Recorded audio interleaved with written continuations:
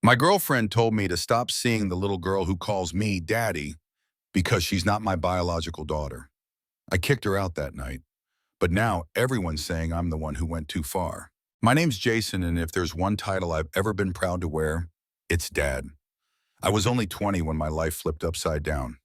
One day I was a carefree kid working construction and playing video games at night, and the next I was holding my newborn daughter, Lily, alone in a hospital room. Her mother, my high school sweetheart, had left just weeks after giving birth. No note, no explanation, just gone. I won't lie, it nearly broke me. There were nights I cried with Lily in my arms, whispering promises I wasn't even sure I could keep. But somehow I did. Diapers, doctor visits, late night fevers. I showed up for all of it. It wasn't perfect, but it was real. Lily became the center of my world, and honestly, she saved me as much as I saved her. A year or so later, I met someone new, Samantha. She was about 8 months pregnant when we crossed paths at a community support group for single parents. Her situation mirrored mine. Her ex had disappeared just as fast, leaving her scared, alone, and facing motherhood head-on. Maybe it was fate, two broken people finding comfort in shared struggle. When her daughter Ava was born, I was already there. I held her before her own father ever did. Over time, our lives blended. Lily and Ava became sisters in everything but blood. And me? I was daddy to both. I never made a distinction, didn't want to. I fed Ava, bathed her, rocked her to sleep, and kissed her scraped knees just like I did for Lily. I raised her as my own, because she was mine in every way that mattered. But love doesn't always fix everything. Samantha battled severe mental health issues, borderline personality disorder, bipolar disorder, and despite therapy and couples counseling, things eventually crumbled. She cheated. We split. But through it all, there was one promise I made to Ava. I'm not going anywhere. And I haven't. It's been over a year since the breakup, and Ava still spends her weekends at my place. Sometimes a few extra nights when Samantha's flying cross-country for work. She became a flight attendant after getting back on her feet, and I couldn't be prouder of how far she's come. We've remained on good terms, focused solely on co-parenting. Then came Emily. She was a fresh breath of air. We met at a friend's birthday get-together not long after my breakup. What started as casual turned into something more real, more comforting than I expected. I told her everything up front, about Lily, Ava, my past with Samantha, all of it. She nodded, smiled, said she understood, said she admired how I stuck around. But did she really? That's what I keep asking myself now. Who gets to define what family is? Who decides whether love is real just because it wasn't born in blood? Looking back, maybe I was too quick to jump into something new. Maybe I was chasing normal after years of chaos. But I genuinely believed that Emily could handle the reality of my life. I believed she saw the full picture. Was I wrong? When you're a single dad, twice over really, you don't get the luxury of putting yourself first. Every decision, every relationship, every moment is filtered through a lens of, how does this affect my kids? That's the way it should be, right? It should be, right? So when Emily looked me in the eye and questioned my love for Ava, questioned if she even deserved to be part of my life, that was the moment everything shifted. And trust me, I didn't see it coming. Who do you consider family? Is it always blood or something deeper? It started as just a quiet evening. Emily had come over after work like she usually did on Thursdays. I made us dinner, spaghetti with garlic bread, her favorite. The girls were in their room watching a movie and giggling like they always do when they're curled up together under their shared blanket. I remember thinking how nice it all felt. Normal, warm, like maybe I was finally getting it right. After we ate, she asked if we could talk. Her voice was steady, but there was something behind it, like tension hiding beneath the surface. I nodded and sat down with her on the couch, half expecting a conversation about us spending more time together, or maybe even moving in. I wasn't prepared for what came next. I need to be honest with you, she said, looking down at her hands. It's about Ava. Just hearing her name made my chest tighten, but I stayed calm. What about her? Emily sighed. I've been thinking a lot, and I just don't get it. She's not even your real daughter, Jason. Why are you still so involved in her life? The words felt like ice water. I blinked, thinking I must have misheard her. What do you mean? I mean, she continued, her tone firmer now, you're not her dad. You didn't father her. You're still tangled up in your ex's life because of a child that isn't even yours. Don't you think that's kind of emotionally confusing for you, for Ava, and for me? My mind was spinning. I couldn't believe she was saying this. I tried to keep my voice steady, but my hands were clenched. Ava calls me daddy, Emily. She has since she could talk. I've changed her diapers, stayed up with her when she was sick, celebrated every birthday. How does biology matter more than that? She shook her head, frustrated. But you have your own daughter. Lily is yours. You can't possibly love them the same.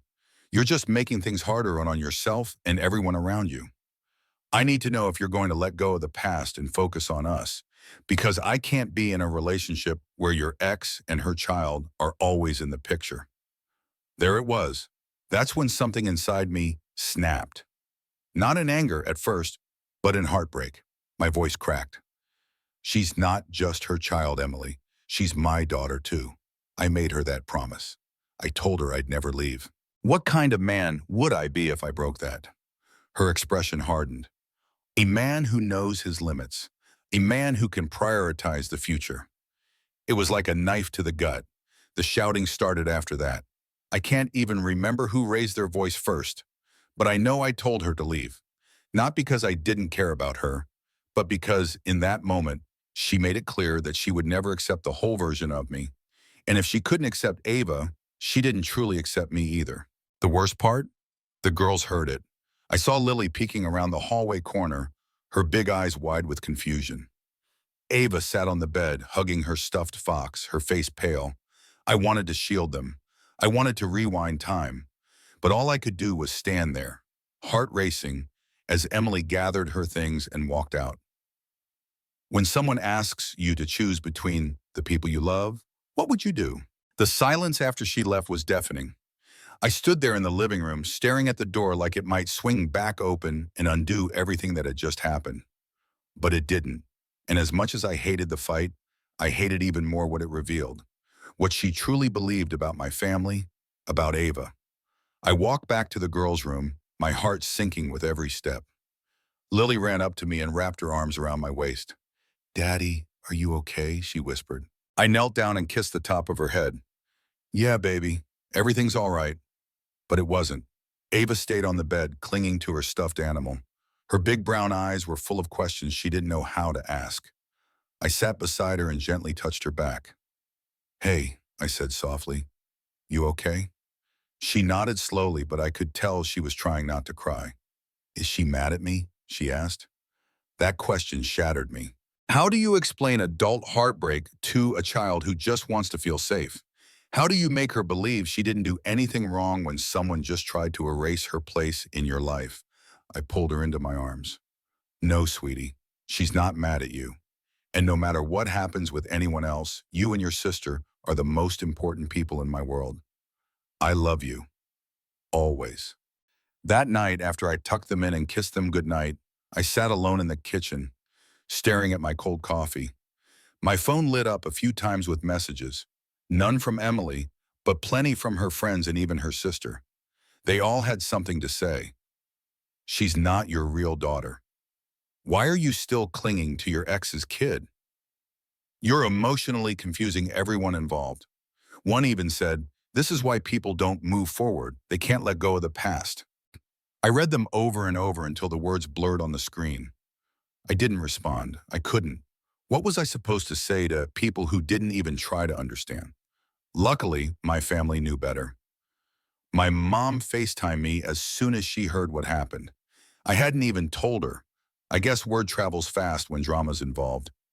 She didn't say "I told you so." She didn't criticize me for how I handled things. She just listened. And when I broke down, telling her about the fight, the girls' faces, Ava's question, she cried with me. "We're flying in this weekend," she said firmly. "Me and your stepdad. We're not letting you carry this alone." And I needed that more than I realized.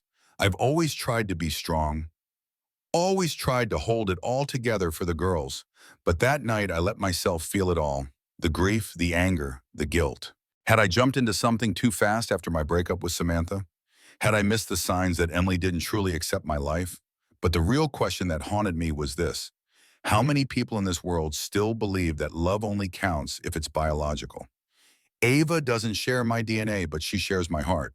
And I made a vow to her, just like I did to Lily. If that's something someone can't accept, then maybe they're not meant to be in our lives. Still, I couldn't shake the feeling of loss. Was I too quick to shut Emily out? Should I have tried harder to make her see what Ava means to me? The next few days passed in a blur. I kept up the usual routines, making breakfast, dropping Lily off at preschool, helping Ava with her crayons, and counting games. On the surface, everything looked normal. But underneath, I was drowning in a storm of thoughts I couldn't shut off. I kept going back to that moment. Emily on the couch, eyes cold, words sharp. I'd never seen her like that before. And the more I replayed it, the more I wondered if I ever really knew her at all. It's crazy, isn't it?